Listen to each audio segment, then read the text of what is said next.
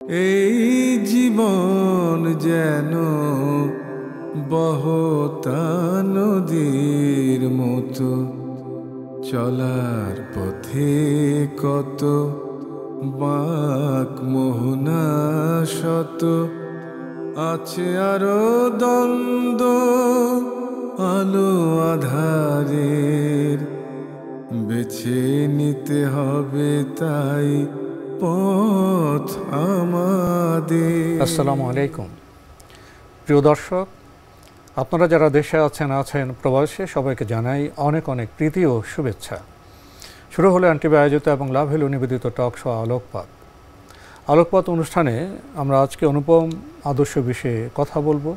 আপনাদের সাথে আছি আমি জাইনুল আবেদিন আজাদ। আর অতিথি হিসেবে বরাবরের মতো আজকেও উপস্থিত আছেন বিশিষ্ট আলেম শায়েখ আহমদুল্লাহ। আসসালামু আলাইকুম ওয়া রাহমাতুল্লাহি ওয়া বারাকাতুহু। নারীর অধিকার নিয়ে তো প্রপাগান্ডা কম হয় না। আপনার পত্রিকার পাতা উল্টালে বা টেলিভিশনের পর্দায় চোখ রাখলে নারীর অধিকার এবং মর্যাদা নিয়ে কথা বলা হয়। আসলে কি আমরা কখনো গভীরভাবে ভেবে দেখেছি, অনুসন্ধানী হয়েছি নারীর মর্যাদা আসলে কিভাবে প্রতিষ্ঠিত হবে, কোন কোন জায়গায় নারীর মর্যাদা দিতে হবে, নাকি এটি প্রপাগান্ডার বিষয়ে পরিণত হয়েছে? ছোট্ট একটি প্রশ্ন করি, বিজ্ঞাপনের ভাষায় নারীকে যেভাবে আনা হয়, এটা কি কোনো প্রগতির ভাষা? এটা কি নারীর প্রতি কোনো মর্যাদাকর আচরণ? ধিক, শতধিক। আসুন, প্রকৃত অর্থে নারীর মর্যাদা কোথায়, সমাজে কিভাবে নারীর মর্যাদাকে প্রতিষ্ঠিত করতে হয় সে বিষয়ে জানি। আর সে বিষয়ে জানতে গেলে নারীর এবং পুরুষের যিনি স্রষ্টা, সে মহান আল্লাহর বার্তা জানতে হবে এবং তার যিনি সংবাদবাহক রাসূল, তার কথা, আচরণ, তার যে সমাজ, সেখান থেকে আমাদের বার্তা নিতে হবে। যদি এ বিষয়ে কথা শুরু করতেন। ধন্যবাদ আপনাকে। আজ নারীকে মুক্ত করবার কথা বলে বা তাদের অধিকার দেওয়ার কথা বলে তাদের সাথে যে সমস্ত আচরণ করা হচ্ছে সেটি নিয়ে আসলে সত্যিকারের নারীর কল্যাণকামী হিসাবে আমাদের আসলে প্রতিবাদ করা উচিত। আপনি যেমনটি বললেন, কখনো বিজ্ঞাপনের নামে, কখনো বিলবোর্ডে প্রচারের নামে, কখনো ওয়েলকামিং বা অভ্যর্থনার নামে, এক এক সময় আমরা দেখি এক এক নামে নারীকে জাস্ট এমনভাবে উপস্থাপন করা হচ্ছে যেন বাজারের অন্য 10টি পণ্যের মতো একটি পণ্য। ইসলামী শরিয়া এই জায়গাটাতে নারীকে মর্যাদার সর্বোচ্চ আসনে আসীন করবার জন্য নারীকে নিয়ে কেউ বাজে কল্পনা জল্পনা করার পথটাওকে ইসলাম রুদ্ধ করে দিয়েছে, বন্ধ করে দিয়েছে। আর সেজন্যই ইসলাম নারীকে শালীন সুন্দর পোশাক আশাকে তাদের নিজেদেরকে আবৃত করতে বলেছে। স্পষ্ট ভাষা বললে পর্দার ব্যবস্থার কথা। এটাই বোধহয় বর্তমান সভ্যতার একটি খুবই গুরুত্বপূর্ণ বিষয়। পর্দার বিষয়টাকে আমরা উপলব্ধি করছি না। পর্দার মাধ্যমে কি নারীকে সমুন্নত করা হচ্ছে, নারীর মর্যাদাকে প্রতিষ্ঠিত করা হচ্ছে, নাকি নারীকে যে উলঙ্গ করার যে একটি তথাকথিত প্রগতিশীলতা, তার মাধ্যমে নারীকে অপমানিত করা হচ্ছে? এখানে সঙ্গত কারণেই আরেকটি বিষয় বলা দরকার। ইসলাম যখন নারীর পর্দার কথা বলা হয়, তখন নারীকে অবরোধ করার কথা বলা হয় না। ইসলাম নারীকে পর্দার কথা এই জন্যই বলা হয়, সে প্রয়োজনীয় সব কাজ করবে, সে সমাজে বিচরণ করবে, তাই নয় কি? অবশ্যই, কিন্তু সেই সাথে তার যে স্বকীয়তা আছে, সেই স্বকীয়তা যেন বজায় থাকে, তার যে আভিজাত্য আছে সেটি যেন টিকে থাকে, তাকে নিয়ে যেন কেউ বাজে কল্পনার জগতে তাকে যেন কেউ অপমান করতে না পারে, তার সাথে নোংরামির কোনো আচরণ করতে না পারে, সেই পথকে রুদ্ধ করবার জন্যই কিন্তু পর্দার বিধান আল্লাহ সুবহানাহু ওয়া তাআলা দিয়েছেন। পর্দার বিধানের উদ্দেশ্য সম্পর্কে আল্লাহ সুবহানাহু ওয়া তাআলা 2 শব্দে একটি কথা কোরআনে বলেছেন, যালিকা আদনা আন ইউরাফনা। 3 শব্দে আল্লাহ সুবহানাহু ওয়া তাআলা বলেছেন যালিকা আদনা আন ইউরাফনা। একজন মুসলিম নারী তিনি তার মাথার কাপড়টিকে টেনে দিবে, অর্থাৎ নিজের সৌন্দর্যকে আবৃত রাখবে। কেন? যালিকা আদনা আন ইউরাফনা, তাতে বোঝা যাবে যে তিনি একজন সম্ভ্রান্ত মুসলিম নারী। এটা দেখে তাকে চেনা যাবে এবং বোঝা যাবে।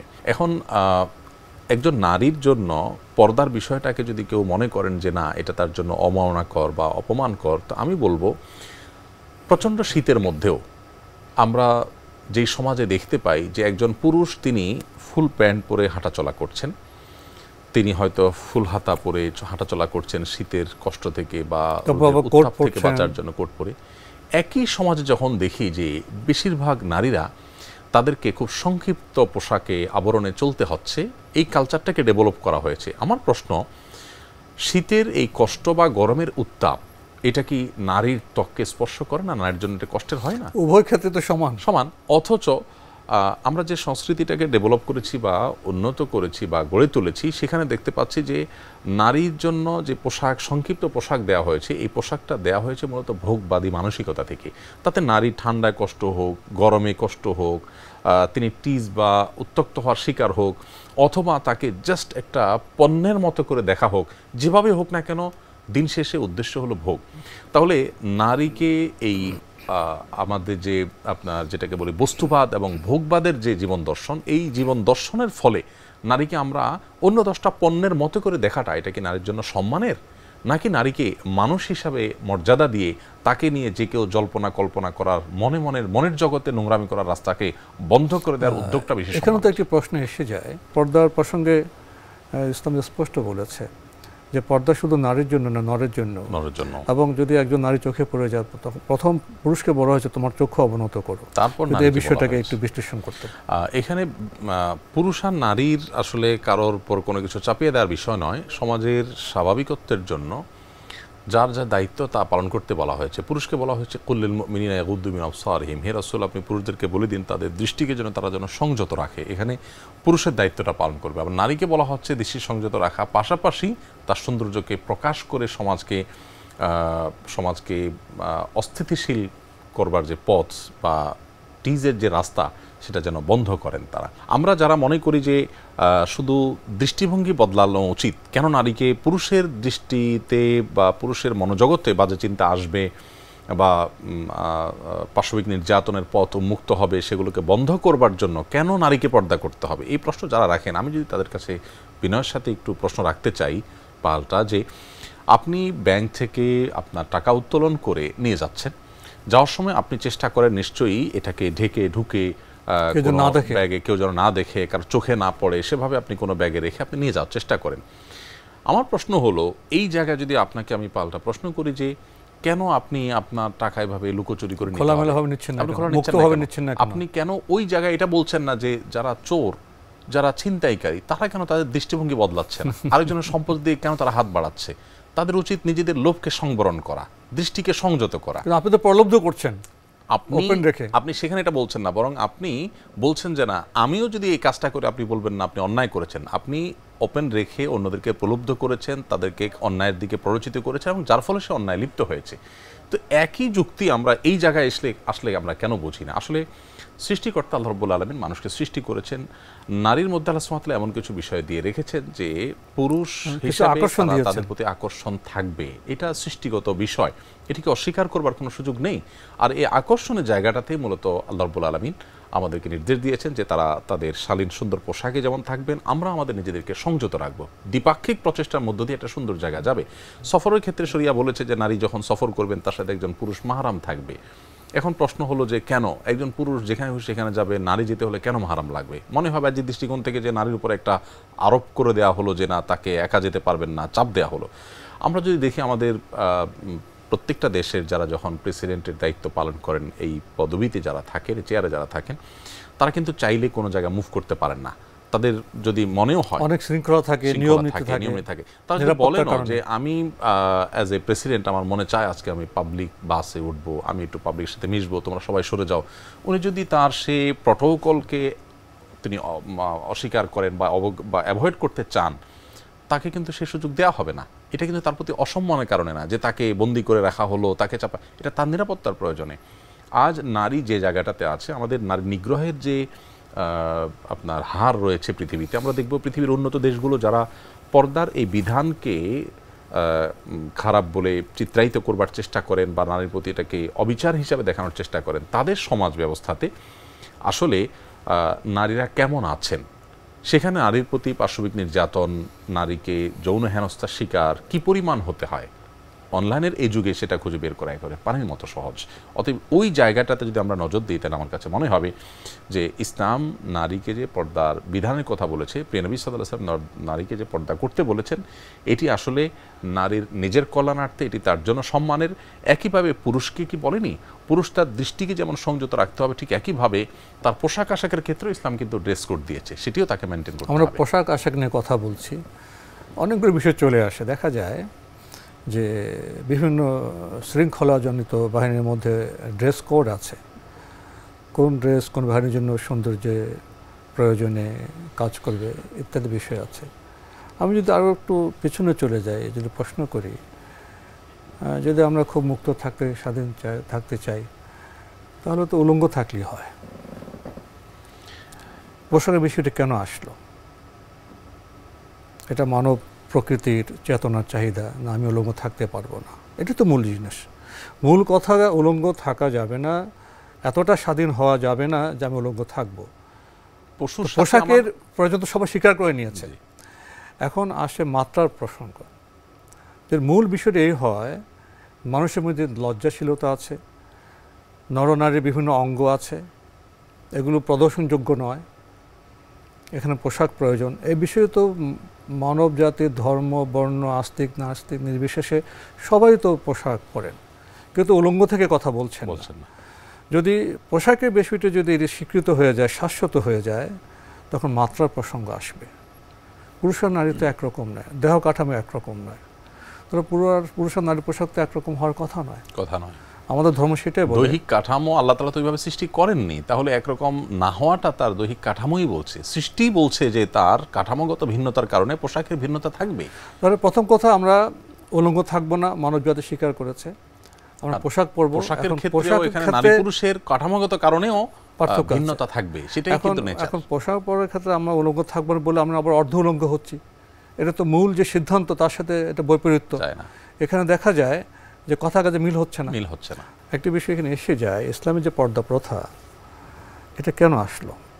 আগে আপনি বলেছেন এটা মানুষের স্বাভাবিক যে লজ্জাশীলতা, তারপরে মানুষের স্বাভাবিক যে প্রয়োজন, সে তার সৌন্দর্যকে ঢেকে রাখবে, ইভটিজিং থেকে বেঁচে থাকবে, সেখানে নারীরও দায়িত্ব আছে, পুরুষেরও দায়িত্ব আছে। এখানে একটি কথা বলা হয়, যখন পর্দার কথা বলা হয়, হিজাবের কথা বলা হয়, একটি খুব অন্যায় কথা বলা হয়। এসব কথা বলে ইসলাম বোধহয় নারীকে অবরোধবাসিনী করতে চায় না। ইসলাম নারীকে তো অবরোধবাসিনী করেনি। রাসূল ইসলামের যুগে কী আছে? নারী ব্যবসা করেছে, নারী যুদ্ধক্ষেত্রে গিয়েছে এবং পণ্য ভালো না মন্দ সে ইন্সপেকশন করেছে। অর্থাৎ নারীকে তো পর্দা এজন্যই করতে হবে যে যেন শালীনভাবে, স্মার্টভাবে সে তার দায়িত্ব পালন করতে পারে, তার অধিকার প্রতিষ্ঠা করতে পারে। তাহলে পর্দার অবরোধ তো এক কথা নয়। অবরোধ আর পর্দা এক জিনিস নয়, বরং আমরা যারা মনে করছি যে পোশাকের সংক্ষিপ্তকরণ এর মধ্যে মুক্তি আছে, তাদের জন্য ইয়েমেনের সম্ভবত নোবেল বিজয়ী একজন ভদ্রমহিলা তাওয়াক্কুল কিরমান, তাকে সাংবাদিকরা প্রশ্ন করেছিলেন একবার যে আপনি যে হিজাব করে চলছেন, এর কারণে কি আপনার নিজেকে একটু সেকেলে মনে হয় না যে আপনি, মানুষ এখন অগ্রসর হচ্ছে, উন্নত হচ্ছে, এখন নারীর পোশাক তো সংক্ষিপ্ত হচ্ছে, তো আপনি এখনও সেই নিজেকে আপাদমস্তক ঢেকে রাখার যে প্রচেষ্টা রত আছেন, এটার কারণে আপনার নিজেকে সেকেলে মনে হয় না? তখন আমার মনে পড়ে যতটুকু তাওয়াক্কুল কিরমান পাল্টা প্রশ্ন ছুড়ে দিয়েছেন যে দেখুন, মানুষ আমরা যদি খুব পেছনে যাই, আপনি যদি পেছনের কথা বলেছেন, সেকেলে থাকার কথা বলেছেন, আমরা যখন খুব বেশি পেছনে চলে যাব তখন খুব বেশি পেছনে গেলে দেখব যে পোশাকই ছিল না মানুষের শরীরে। এরপরে মানুষ পোশাক পরতে শিখেছে। তো এই যে মানুষ পোশাক পরতে শিখেছে, এই পরতে শেখাটা এটাই আধুনিকায়ন। আর পোশাকের সংক্ষিপ্তকরণ, পোশাক কমিয়ে ফেলা, বাদ দেওয়া, এটা বরং পেছনে যাওয়া। অতএব আমার মনে হয় আমি সঠিক জায়গাতেই আছি। তো যাই হোক, সেই বিতর্ক, কিন্তু ইসলাম মূলত একটি সুন্দর, সুস্থ, স্বাভাবিক এবং স্থিতিশীল সমাজের জন্য যা যা প্রয়োজন তাই বলেছে। নবী করিম সাল্লাল্লাহু আলাইহি ওয়াসাল্লাম সেই জিনিসটাকেই কিন্তু চূড়ান্তভাবে এস্টাবলিশ করেছেন। আরেকটি বিষয় আপনার সামনে পেশ করতে চাইব। দেখা যায়, বলা হয় যে পুরুষ শাসিত সমাজ, এখানে নারীর ইচ্ছার কোনো মূল্য নেই। আসলে কি ইসলামে নারীর ইচ্ছার কোনো মূল্য নেই? ইচ্ছা শক্তির মূল্য যে কি পরিমাণ আছে সেটা তো আমরা দেখি যে প্রিয় নবী সাল্লাল্লাহু আলাইহি ওয়াসাল্লামের সময়ও অনেক বড় বড় সিদ্ধান্তের ক্ষেত্রে নারীর ভোট, নারীর ভূমিকা অনেক গুরুত্বপূর্ণ ছিল। নারীর পরামর্শ ওমর রাদিয়াল্লাহু তাআলার সময়ে নারীর পরামর্শ অনেক গুরুত্বপূর্ণ ছিল। আয়েশা রাদিয়াল্লাহু তাআলার কাছে সিনিয়র বড় বড় সাহাবা ইকরাম কোরআন এবং সুন্নাহর বিভিন্ন ব্যাখ্যা জানবার জন্য এসে ধর্ণা দিতে হতো, তার সহযোগিতা নিতে হতো। তাহলে নারীকে তার কথা বলার স্বাধীনতা, তার ইচ্ছা প্রকাশ করার স্বাধীনতা, জ্ঞান অর্জন করে শ্রেষ্ঠত্ব অর্জন করবার সুযোগ, কোনোটির পথে ইসলাম কোনো প্রকার প্রতিবন্ধকতা আরোপ করেনি। বরং আমরা দেখি যে নবী করিম সাল্লাল্লাহু আলাইহি ওয়াসাল্লাম নারীকে তিনি যখন অবিবাহিতা হবেন তখন তার বিবাহের স্বাধীনতা যেরকম রেখেছেন, আবার যখন বিবাহিতা হবেন তখন তার বিবাহের স্বাধীনতা রেখেছেন। ইসলাম পূর্ব যুগে নারীকে এমন চোখে দেখা হতো যে পুরুষরা যখন বিবাহ করতেন কোনো সংখ্যায় সীমাবদ্ধ থাকতো না, যত খুশি তত সংখ্যক বিবাহ করতে পারত। এই যে 4টি বিবাহে সীমাবদ্ধ করে দিয়েছেন আল্লাহ রাব্বুল আলামিন, সেই যে যত খুশি তত বিবাহ করার যে একটা স্বেচ্ছাচারী বা যা খুশি তা করার মনোবৃত্তি, সেটিকে থামিয়ে দিয়েছে ইসলাম। ঠিক একইভাবে তালাকের ক্ষেত্রে এক ধরনের ছেলে খেলা করা হতো, যার যত খুশি সে তালাক দিত, বারবার তালাক দিত, আবার সে তার ইচ্ছা মতো সে থাকতো। ইসলাম এটিকেও বন্ধ করবার জন্য তালাকের সর্বোচ্চ সীমা 3, এরপর আর চাইলেও তারা সংসার করতে পারবে না। অর্থাৎ ছেলে খেলা যেন না হয় সে পদ্ধতি ব্যবহার করেছে। ছেলে খেলা যেন না হয় এটা একটি বিষয়। আরেকটি বিষয় হলো কোরআন যা বলেছে আমরা সবসময় সে পুরো আয়াতটা আমরা প্রেক্ষাপটটা আমরা বলি না। আপনি ইতিহাসের উদাহরণ দিয়ে বলেছেন আগে আরব সমাজে, কেন আমাদের উপমহাদেশও যারা একটা অভিজাত ছিল, ধর্মীয় ক্ষেত্রে উচ্চ স্তরে ছিল, তারা যেখানে যেত সেখানে বিয়ে করত। কারো হয়তো শতাধিক বিয়ে আছে, কখন কোথায় কি বিয়ে করেছে কোনো খোঁজখবর নেই, সেটা আরব দেশে সেরকম ছিল। এই যে একটি সমাজ ব্যবস্থা, সেই আমরা তো এখন খুব আধুনিক কথা বলছি, 1450 বছর আগে যদি আমরা যাই সেই সমাজে কেমন ছিল। সেই যে দায়িত্বহীন বিয়ে, প্রচুর বিয়ে, এটাকে সীমিত করে 4টা আনা হয়েছে, কিন্তু আয়াতে লাস্ট অর্থ বলি না, যদি ইনসাফ করতে না পারো তাহলে একটাই উত্তম। যে ইনসাফ করতে না পারলে একটাই উত্তম, এই কথাটা আমরা বলি না। কিন্তু জি 4টা নির্দেশ দেওয়া হয়নি, কমিয়ে সীমিত করে 4টা, এটা বাস্তবতা আছে। আমরা দেখেছি আমাদের বাস্তব জীবনে সমাজে বিয়ে হয়েছে, সেক্সুয়ালি ডিসেবল হয়ে গেছে বা জানতো না, তখন তিনি কি সেই মহিলাকে ত্যাগ করবেন? তার সাথে এত বছরের সাংসারিক জীবন ইতি টেনে ফেলবেন, তাকে একাকী ফেলে দিবেন? দেখা যায় সেই প্রথম স্ত্রী বলে তুমি আরেকটি বিয়ে করো। তাহলে বোঝা গেল যে ইসলাম এইটি যে দিয়েছে সেটি একটা যৌক্তিক গ্রাউন্ডের ভিত্তিতে। নারীর স্বাধীনতার বিষয়টা আমরা বলছিলাম এবং সমান অধিকারের কথা বলছিলাম যে ইসলাম তো সব ক্ষেত্রে ইচ্ছাশক্তির কথা বলছিলাম। নারীর সব ক্ষেত্রে নারীকে যথাযোগ্য মর্যাদা দিয়েছে, কোথাও বেশি দিয়েছে, কোথাও কম দিয়েছে, কিন্তু ন্যায্যতা নিশ্চিত করবার জন্য। কিন্তু সেই সাথে নারীকে ইচ্ছার স্বাধীনতা ইসলাম এরকম দিয়েছে যে নবী সাল্লাল্লাহু আলাইহি ওয়াসাল্লাম বলেছেন লা তুনকাহুল আয়াম্মু হাত্তা তুস্তামার ওয়ালা তুনকাহুল বিকরু হাত্তা তুস্তাআযান।